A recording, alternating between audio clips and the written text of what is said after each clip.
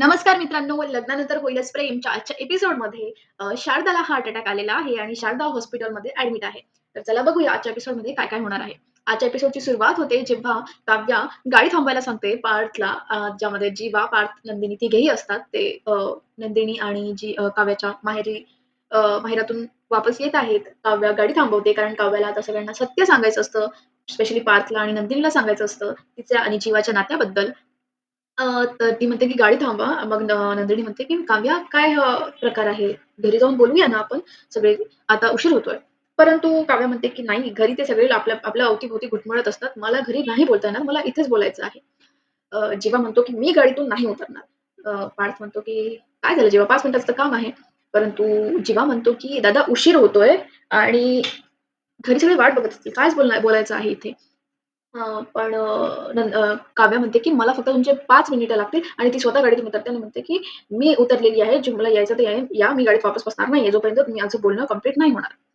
मग अशा रीतीने सगळेच गाडी बाहेर उतरतात. नंदिनी पण काव्याच्या मागे-मागेच गाडी बाहेर उतरते आणि मग आता काव्या सांगायला लागते, की "मला हे लग्न मान्य नाहीये." पार्थ म्हणतो, की "अच्छा, यासाठी तुम्ही गाडी थांबवलेली आहे का? हे कारण सगळ्यांना माहिती आहे. कारण आम्हाला माहिती आहे." परंतु आपण दुसरीकडे बघतो, की शारदा विचार करत आहे काव्याच्या आणि तिच्या बोलण्याचा.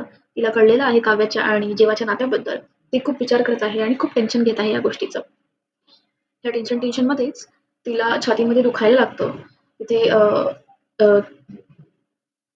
काव्य आणि नंदिनीचे बाबा येतात. शारदाला असं बघतात आणि तिला म्हणतात, की "तू कसलं टेन्शन घेतलेलं आहेस का? तू बस" वगैरे. तर दुसरीकडे आपण बघतो, की काव्य म्हणते, की "नाही, तेच एक कारण नाहीये. एक महत्त्वाचं कारण आहे. मला हे लग्न मान्य नाहीये याचं." आणि ती सांगायलाच लागते, की तेवढ्यात नंदिनीला फोन येतो तिच्या बाबांचा.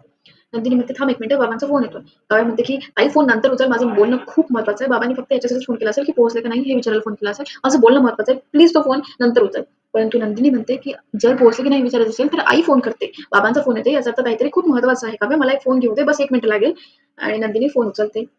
मग तिला कळतं, की आईला ॲडमिट केलेलं आहे. तिला अटॅक आलेला आहे. सिटी हॉस्पिटलमध्ये आहे. सगळेजण खूप शॉक होतात. नंदिनी सगळ्यांना सांगते. सगळेजण तिथून निघून येतात. काव्याला खूप कसं तरी होतं, की आईला कसं काय म्हणजे काव्याने सांगितलेलं आहे ती गोष्ट. आईला कळलेली आहे. मग तेव्हापासून तिला खूप गिल्टी फील व्हायला लागतं. सगळेजण हॉस्पिटलकडे वळतात. अ, तर दुसरीकडे आपण बघतो, की मानिनी घरी वाट बघत आहे मुलांची आणि इकडे रम्याला आणि वसू आत्याला तर हेच चान्स पाहिजे असतात.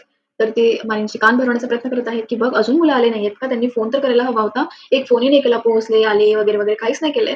असं नाही व्हायचं. मी म्हटलं ना तुला लग्न झाल्यावर असंच होतं. असे तसे कान भरायला लागतात." पण मानिनी काहीही ऐकत नाही आणि मानिनी म्हणते, की "माझ्यासाठी तर उलट चांगलंच आहे, की ते चौघेही एकमेकांसोबत रमत आहेत, संसारामध्ये रमत आहेत आणि असू दे ना, पार्थ जर काव्याला शॉपिंगला घेऊन गेला असणार किंवा जीवा नंदिनीला फिरायला घेऊन गेला असणार, तर माझ्यासाठी चांगलंच आहे ना.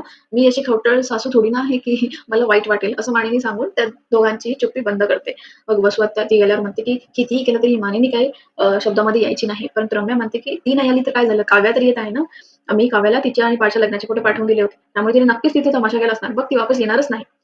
अ, तर दुसरीकडे आपण बघतो की इथे सगळेजण हॉस्पिटलमध्ये पोहोचतात. नंदिनी आणि काव्या विचारतात की "काय झालं आईला?" तर त्यांचे बाबा म्हणतात की "तिला माईल्ड हार्ट अटॅक आलेला आहे. डॉक्टरांनी अजून काही सांगितलेलं नाही. ती आय-सी-यूमध्ये आहे." तेवढ्यातच इथे डॉक्टर येतात आणि डॉक्टर म्हणतात की त्यांना कसलातरी मानसिक तणाव आलेला होता. त्यामुळे आता ते ठीक आहेत. त्यांना ऑब्झर्वेशनमध्ये ठेवलेलं आहे. परंतु यानंतर काळजी घ्या की त्यांना कुठल्याही प्रकारचा मानसिक तणाव व्हायला नको. नंदिनी रागाने अ, अ, काव्याकडे बघते आणि म्हणते की "हो, आम्ही लक्ष ठेवू की त्यांना कुठल्याही प्रकारचा मानसिक तणाव व्हायला नको." तर दुसरीकडे त्यांचे बाबा पार्थला आणि जीवाला सॉरी म्हणतात आणि म्हणतात की "तुम्हाला असं यावं लागलं इथे." पण पार्थ आणि म्हणतात की "वी आर फॅमिली. असं काही नाहीये." आणि मेडिकलचं बिल डॉक्टर देते. मेडिकलची चिठ्ठी देते डॉक्टर की "हे मेडिकल घेऊन या." पार्थ म्हणतो की "मी आणतो." आणि पार्थ तिथे मेडिकल घ्यायला जातो. तिथे जीवा म्हणतो की "मी घरी कळवतो." परंतु नंदिनी म्हणते की "नाही, इतक्यात आपण घरी नको कळवायला. घरचे सगळे टेन्शन घेतील." तर जीवा काही घरी कळवत नाही आणि तिकडे जीवा सगळ्यांना सांभाळायचा प्रयत्न करत आहे. तिकडे पार्थ मेडिकलमध्ये गेलेला आहे मेडिकल आणायला. तर दुसरीकडे मानिनी उशीर झालेला आहे म्हणून वाट करत आहे. विक्रम तिथे येतो आणि विचारतो, "काय झालं? झोपायला नाही यायचंय का?" अ, तर मानिनी म्हणते, की "अहो, मुलं अजून आलेले नाहीयेत. आता खरंच उशीर झालाय. मी पार्थला फोन करू का?" विक्रम म्हणतो, "हां, कर ना फोन." मग ती पार्थला फोन करते. पार्थ सांगतो, की असं-असं झालेलं आहे. शारदा ताईला आईला माईल्ड हार्ट अटॅक आलेला आहे. तो घरी कळवतो. अ, तर त्यामुळे मग त्यांना थांबायचं काम पडलेलं आहे. तर दुसरीकडे आपण बघतो, की पार्थ तिथे वापस येतो. जीवा पण सगळ्यांना कॉफी घेऊन येतो. तर तो नंदिनीच्या बाबाला कॉफी देतो, पण नंदिनीचे बाबा नाही म्हणतात. मग तो नंदिनीला इशारा करतो. नंदिनी मग बाबाला समजावून सांगते. नंदिनीचे बाबा कॉफी घेतात. मग तो नंदिनीला देतो. नंदिनी म्हणते की "नाही मला नकोय." मग बाजूलाच काव्य असते.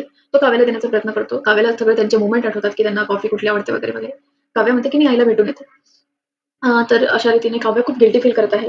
काव्य तिकडे तिच्या आईला भेटायला जाते आणि म्हणते की म्हणजे तिची आई आईला त्या अवस्थेमध्ये बघून तिला खूप रडू येतो आणि म्हणते ती की आई बोलायला प्रयत्न करते, परंतु ती म्हणते की "आई प्लीज बोलू नकोस काही. मी ऑलरेडी खूप गिल्टी फील करत आहे गं. तुला जर ते कळलंच नसतं तर तुझी ही अवस्था झाली नसती वगैरे." आई विचारते की "तू नंदिनीला आणि पार्थला सांगितलंस का? तुमचं बोलणं झालं का?" काव्य म्हणते की "नाही, मी सांगणारच होते की लगेच बाबांचा फोन आला. तुला हे तुझ्या ही अवस्था बघून आम्ही सगळे इथे तुला बघायला आलेलो. त्यामुळे बोलणं काही झालं नाही."